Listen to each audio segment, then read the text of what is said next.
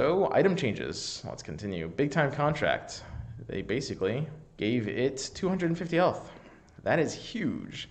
This item just got a huge upgrade. It's now a VIP booster with a perk, and on top of that, when you give it a Bloodbound, it's more survivable. You know, when you do a Bloodbound builds, I've been messing around with these a lot. If you watch my stream, you'll have seen me mess around with something like a Luna 3-star with a big time contract, right? Being able to give it 250 health is really nice on top of that.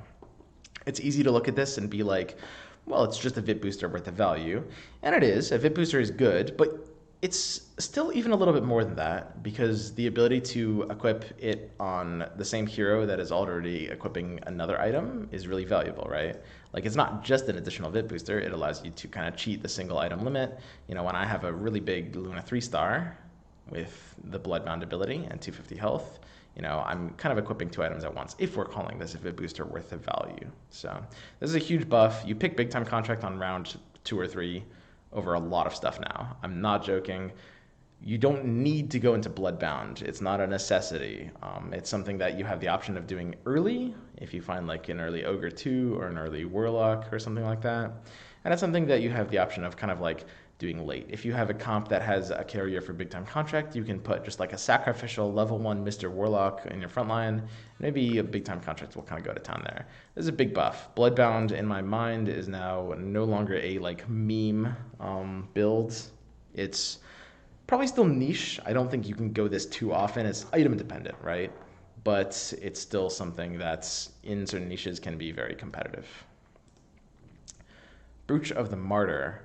Oh, I also, you know, I mean, I kind of mentioned this before, but Ogre's buff is, it kind of like compounds with this, right? Because if you get like a 3-star Ogre, it can kind of like work well with the idea of, you know, your big 3-star big contract carrier, and then a Warlock buffing, a level 1 Mr. Warlock buffing both of them. Brooch of the Martyr just got 50% debuff resistance, makes you more resilient towards stuff like stuns and silences, which is kind of nice. It won't work on something board-based like Disruptor's Static Storm, because that's not like a debuff duration. It's just like applied to the squares on the board. But overall, it's a pretty minor change. I guess it's a little bit cuter, but it doesn't really help too much. It's not something that's really going to boost the tier value of this item. Chainmail back up to 10. So at 7, it was effectively a 34% EHP increase. That's effective HP against physical damage. So if you had something like 100 health, this +7 would turn that 100 health into an absorption of 134 physical damage, right? Over, you know, however many attacks.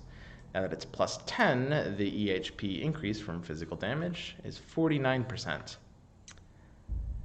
These are both values on a 5 armor unit to start, which is pretty much almost every unit early game is 5 armor. There's a few exceptions, and that's insane. I mean, Chainmail was already regarded as, depending on who you asked, it was either the best or the second best to Gloves of Haste. Some people like Gloves better. Some Lords players liked Gloves better, and some Lords players liked Chainmail better. I personally was in the Gloves camp. No question there, honestly. And both of them got buff tiers, so that's pretty crazy. Tier 1 items are a little bit out of this world right now. So Chainmail, pretty nuts. Gloves is basically better for like late game. 25 at this point % attack speed increase in the late game is huge, whereas Chainmail really helps these like early game spots. Like for the first 10 or 15 rounds, this 49% EHP increase is gigantic. Even Claymore, which is pretty weak before, got a bit of a bump up to 30. I never understood why this was 21. It was a very weird number for it to be, but now it's 30. 30 makes it a bit less bad. Honestly, it still can't even close to compete with Gloves or Chainmail. Really, really not even close. I gotta talk a little bit, if you don't know about like attack damage versus attack speed outclasses attack damage by so much. This number is a DPS increase percentage. If I put this on a Luna that is dealing 300 damage per click, which is very easy for Luna because her glaives are a 300% multiplier on her base damage. If I put this on a Luna that has, not 300 per click, 300 DPS, this will increase the DPS by 25% of 300, which of course is 75. It goes 75 DPS. That's pretty big. It's not like obviously gigantic, but when you compare that to Claymore, it's really not even close, right? So you also gain more mana from this. Obviously, with a passive can't gain mana, but if you put it on something that wants to charge mana, this helps you charge mana, whereas Claymore often doesn't. It pretty much won't. It does a little bit in the early game before you're hitting the mana cap for dealing damage, but Gloves is just so much better. So yeah, Claymore still pretty weak, but I guess you could pick it over some stuff now. Hood of Defiance, tier change from 3 to 1. Hilariously enough, this item is still not necessarily great. It's a little bit debated how good this item is. I've talked to a few Lords players. I'm still not too sure myself. Some people like it, think it's cheeky. Some people think it's still garbage. It's very funny that it can be changed from a tier 3 all the way down to a tier 1 and still be considered by a lot of people pretty weak. It really goes to show how this item was before at a tier 3. So Hood of Defiance, of course, giving you 10 HP regen and 50% magic resistance. Also goes to show how insanely weak Cloak was before. This was a 15% magic resistance with 0 HP regen. And now it gets replaced by Hood of Defiance. And this is still kind of dubious as a prospect. Again, that's crazy. But ultimately, I think this item is fair. There's going to be certain situations you're going to want to pick this if you don't really have anything better. And it does scale into the late game, right? It's something that's kind of weak early, but scales pretty well into late. So Octarine Essence, tier change from 2 to 3. A bit of a nerf to this card. I was actually a little bit surprised to see this. I'm not sure exactly why they bumped it in that way. I think it was very fair as a tier 2, but it's a bit of a nerf to some Warlock abilities, like, for example, Witch Doctor and Necrophos were probably the single best users of Octarine Essence, because Warlocks, Mages, and Shamans all have the ability to double their mana gain from attacks, and that works extremely well because they have so much free mana. You have Octarine Essence being able to just give so much value, right? Because the cooldown is throttled by your mana gain. So I guess this item is like, theoretically, it's like limiting design space. I don't see why it had to be tier 3 instead of tier 2, but I don't really care about this change too much. It's possible they just wanted to maintain a certain number of tier 3 items, and moving Hood down means Octarine, they just wanted to move up. It could have been the case. Tranquil Boots got a bump, 16 to 25, and this feels a lot more fair, I gotta say. There's a lot you can do with this. This item is actually decent. I might actually pick this over Vitality Booster, which is kind of crazy to say. So Tranquil Boots is 25 health regen a second. Vitality Booster is 215 health flat. And Hood of Defiance is 50% magic resistance and 10 HP regen. And all three items are, in my mind, of a relatively similar tier. I still need to think about it a bit more.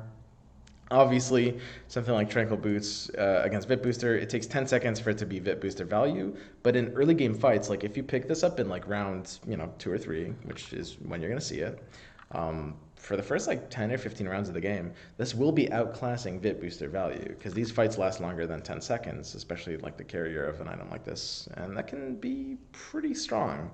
I still would say it's probably, I'm not on the level of Vit Booster. It's really close, but this is actually a pickable item now. So even the move speed isn't 100% useless. So it's probably around the same level as Claymore with those items as well. They just feel like they're just in a different tier. From Gloves of Haste and Chainmail, these two items outclass the others so hard it's not even funny. Force Staff now pushes melee attackers away from the equipped heroes when taking damage. I have to say, when I first read this change, I was like, okay, haha, very funny, Valve, this item is still bad. And honestly, I still do think that's largely the case in general. I don't think there's that many tier 2 items that you can pick this over at the end of the day, right? It's like it's still a tier 2 item. You still see something like Arcane Boots or Blink Dagger, you have to take them over Force Staff, I think. But in spectating these tournament games, there's been a lot of situations where Force Staff has actually come in pretty clutch. Like a Slark will jump in back. Again, we're in a 3-star meta, so like big 3-stars are going to be attacking you. Being able to push a melee 3-star away to the opposite side of the board and force it to spend like 4 or 5 seconds running to try to find something to attack. It's good against like 3-star Chaos Knight. It's good against 3-star Slark. It's like a Scythe of Vice at tier 2. I mean, that's a gigantic upgrade. I did not think much of this effect when I read this change, but this could actually be pretty low key now. I'm not gonna lie. I personally could not take this over something like a Blink, but I think this item might be decent now, like solid decent, not just decent. I need to do some experimentation and mess around with it, but it feels fairly comparable to a Scythe of Vice that is just restricted to melee units. You can't use this on a ranged unit. All right, alliance changes. So these are pretty interesting. These are the last of the changes in this patch, and as mentioned in previous notes, a lot of the alliance-specific effects on global alliance items got basically rolled into these. For example, Brawny changed. All Brawny units have their maximum HP increased. Changed to all Brawny units gain 30 to 60 maximum HP for each kill they have. So effectively what they've done is they've deleted the default effects of a lot of these and replaced them with variations of their global alliance items, which I think is interesting. I think I'm inclined to like this in general, but I'm not too sure about every single case. We'll see. But starting from the top, Elusive, level 3 Alliance 9 heroes, changed from allied elusive units gained 75% evasion to all units gained 75% evasion.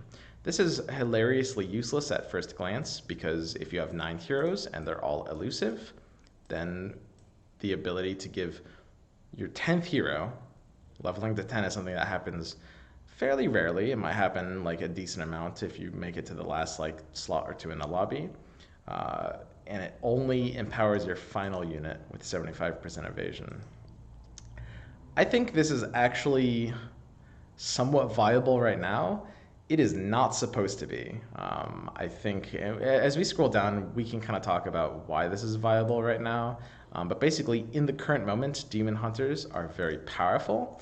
And there's going to be, in this current meta, I predict, so right now I'm recording this before we play day 3. I'm recording it right after day 2 and before day 3. After a slight change to Demon Hunters came through as a post-patch hotfix, I personally predict we'll see some 6 elusive Demon Hunter builds, which is basically 6 elusives plus Terrorblade, because one of your elusives is anti-mage. You no longer need demons for Demon Hunters. And what this means is that if you're following this path, it is literally viable, just because I think Demon Hunters and Terrorblade is so powerful, to think in the late game about going for 9 elusives, curving your 6 elusive Terrorblade build into a 9 elusive Terrorblade build. And then your Terrorblade will have 75% evasion at 3 stars, which is basically unlosable. You basically can't lose the game anymore.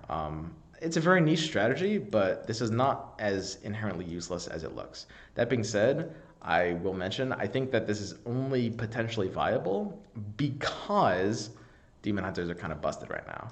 This should not really be viable. We should be able to look at this ability and laugh and be like, ha ha, that's very funny. If you have a 10th unit, it gains 75% evasion. Anyway, another good candidate for this is something like Slark. It's almost sort of win more. It's funny when it gets there. I mean, if you get 10 heroes, you have a Slark level 3 with a Mask of Madness and 9 elusives, you literally cannot lose. It's unlosable, which is very funny. But it's such a niche situation. And you kind of already have to be in 6 elusives to begin with, which I do think is only strong right now, again, because of Demon Hunters. So let's move on. Warlock. Healing link duration changed from 3 seconds to 2 seconds. Huge hit to Warlocks. I want to mention this is a very significant nerf. They got nerfed down from 3 to 2, so they lost 33% of what their alliance tag did. That's a really, really big deal. A 33% nerf to the Warlock alliance, combined with the nerf to Shadow Fiend and Witch Doctor that we talked about above, is definitely the hit that Warlocks need. I think this isn't an over nerf per se. I think it's a fair nerf. Warlocks were, it depends on how you quantify it, but they were the single strongest alliance before. You would run 2 or 4 of them in everything. And I think this is fair. I think they're still very viable as a splash to run 2 Warlocks, sometimes 4 Warlocks and stuff. And I think this is this makes them fair. I don't think this is too much. as we mentioned before as an example, Brawny units inherently get the Forged in Battle tag. This was bugged for a little while when it launched, but it's fixed now, and it's hard to say exactly how powerful this is. I will say it makes Axe and Beastmaster early into better heroes. I mean, if you see an Axe on pack 1, you're going to have a lot of maximum HP. Keep in mind, it is like fully retroactive, right? Which means if you get an Axe on like the first pack, it'll clear up all the creeps in the creep rounds. If you get like 2 Axe, you're going to have all of the creeps there. And then as soon as you get 2 Brawnies, they'll gain this health immediately. And if you go up to 4 Brawnies with Juggernaut, Beastmaster, and Disruptor, then your units will all have their kills that they already had converted into this maximum HP. So that's pretty crazy. It could be decent. I'm personally not a gigantic believer. I don't think this is as good as some people might think it is, but it's definitely at least playable, I would say. One of the awkwardnesses with this is when you got Forged in Battle before, you wanted to go 2 Brawny, not 4, right? Like, you don't want that much HP, and this kind of forces you to go 4 if you really want to capitalize off of an early head start, right? Whereas Forged in Battle was like 2 Brawny frontline with like a Hunter backline or something. So now you're forced to go 4 to gain the full benefit. And what do you combine that with? Probably 4 Brawny frontline for like a 3 Hunter backline, or like, Beastmaster 3-star with like 2 Hunters to support it. It's not bad. The 3 Hunters kind of work pretty well with Brownies. It could do some decent things. You get the 3rd Warrior up, and yeah, there's definitely potential here. Fit in like 1 Warlock to pair with Disruptor. I'm not necessarily sure how strong I think this is, but I do think it's at least viable. Savage changed from allies gain 10, 20, 40 to allied Savage units apply a stack of all 5, 10, 15 damage per second bleed for 5 seconds duration, refreshes each attack. So this is exactly what Tooth and Claw did before, except Tooth and Claw was in the global item category. It was 7, 10, 13. Now it's 5, 10, 15, which means 2 Savages kind of sucks. Savage is now an alliance that really power spikes at 4 Savages in its current form. You really want to get like 4 Savages online, and sometimes 6 can be good, but often it's like 4 is kind of all you need. This 10 is just such a huge burst, on top of 5, and the 15 is sort of unnecessary. Can be good in certain situations, but I wouldn't say it's super necessary over the 10. So Savage feels like a very good like 4 of alliance right now. It's a pretty early game safe alliance. You'll be able to get a pretty good snowball early game, finish like 2nd, 3rd, 4th place or something like that. I think you shouldn't necessarily expect to finish 1st. You'll probably be falling off, but if you get 1 summoning stone, you can try to ride this pretty deep. I think Savage is one of the stronger alliances right now. I don't think it's what I'd call tier 1. It's probably like tier 2 right now. But hey, that's very good. I mean, it's not like knight level or demon level, but it's very good still. Shaman, change from enemies affected by hexes, silencers, or stuns. Will generate minus mana. 2 units attacking a Shaman will have a 70% chance of being turned into a chicken on hop 4 cells in a random direction. So this is basically completely useless. They've made like the most useless thing into another useless thing. Shamans have had a really, really troubled history throughout Underlords. They've basically always been useless, and now they've been useless in 3 different forms. That's really impressive. I guess I can point out 4 cells. So a hop is coded as a 500 millisecond duration, regardless of movement speed or any other variables, which means that this is a 2-second effective stun that even puts them out of position, which can be positive in some ways, but ultimately it's still like a 17% chance. It still requires you to have 3 shamans, which, 2 of which you don't really want, like Shadow Shaman, and right now Enigma. Enigma's hard to get. He's kind of bad at level 1, very level 2 dependent, along with Tidehunter. You just can't really run this. Again, it's gone from really useless to really useless. There will be one day where Shamans will have a change that makes them good. It will eventually happen. I think at the end of the day, this needs to go down from a 3 of to a 2 of alliance. It feels really awkward that you still need 3 Shamans to get this online, because Shadow Shaman and Enigma are just so useless and situational. If Shamans go down to like a 2 of alliance, then, Disruptor is very good, and splashing an Arc Warden and stuff just makes sense. And I don't think that would necessarily be too strong, but, we could tweak some things to adjust. Primordial. Changed from enemies attacking the Primordial into basically you get the rank 1 or 2 Eidolons. So, and of course this is font of creation.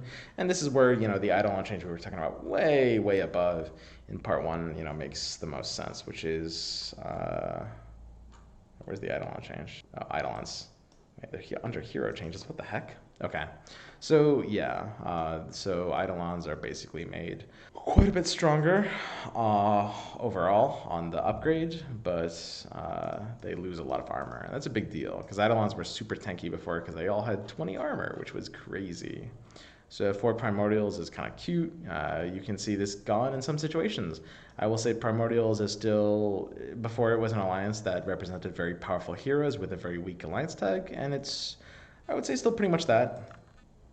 This new alliance tag is stronger in the early mid game, but probably even weaker in like the late game than this one. But at the end of the day, because we're in such a powerful 3-star meta, and Primordials represent heroes that are really good to get to 3-star. Tiny and Razor, you can get very early. You can get Morphling to 3-star as well. And I mean, if you've got, the 3-star paths for like 2 of the 3 early game Primordials, you can definitely think about going for Primordials. Arc Warden is a solid unit that hasn't really found too much of a place in its new form, but absolutely can if you have a decent item. I think this is viable, but I would say I feel as if it's niche. Still need to test with this a bit more. I haven't had enough time to mess around with this one. This is going to be one I'm going to have to get back to you guys on. Inventor got a change to allied inventors explode on death, obviously. So, you lose the HP regen, and you get the old explode on death effect of unstable reactor with 15 and 30%.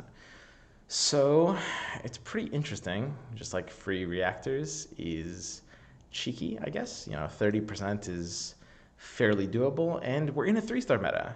Keep in mind that matters more. Like, we've, if you're watching games, if you're playing games with Inventor, you're seeing like this 30%. It's not that much bigger than what unstable reactor was before, but when you're 3-starring your Tinker and your Clockwork, that extra health they have is going to do a ridiculous amount when they actually go down, and they'll often be able to take boards with them. I've seen a lot of draws on these things in this tournament so far.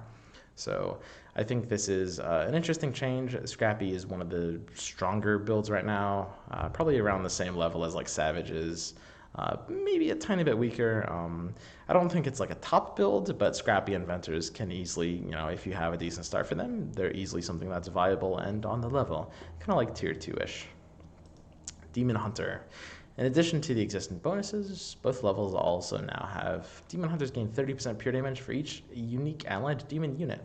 So I'm actually going to skip this one for now, because there's one last change I want to talk about at the top that's actually overriding this. They recently hotfixed this out. But let's go into Assassins. So at 9 Assassins, similar to 9 Elusives, you get a free bonus, which is Pocket Sand. So this is a little interesting. This actually could be viable. I will say this makes 9 Assassins actually possibly worth going. 9 Assassins has gotten buffed one time in the past already, and it was a really, really big buff, but nobody talked about it, which was the change for Assassins to not jump forward regardless of their position. Morphling, Sanking, and Queen of Pain in particular can frontline if they need to, right? Which is very, very important because those heroes are kind of designed to be frontliners, and Assassins need frontline. Before that change happened, I can tell you, like, 9 Assassins is just the worst and most nonsensical build in the entire game. After that change happened, it actually almost made some sense, right?